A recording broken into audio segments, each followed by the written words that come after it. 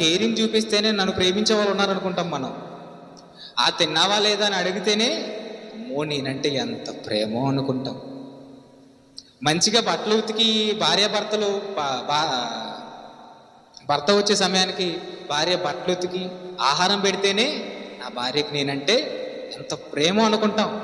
ఏమ right are wrong? Right కదండి. అదే 10 రోజులు పని కలకుండా ఇంట్లో కూర్చోండి,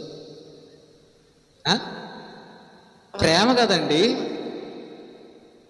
చూసారా? అలా ఉంటాయి కనబడుతున్న బంధాలన్నీ, కనబడుతున్న ప్రేమలన్నీ ఏదో మన దగ్గర ఉన్నంత వరకే.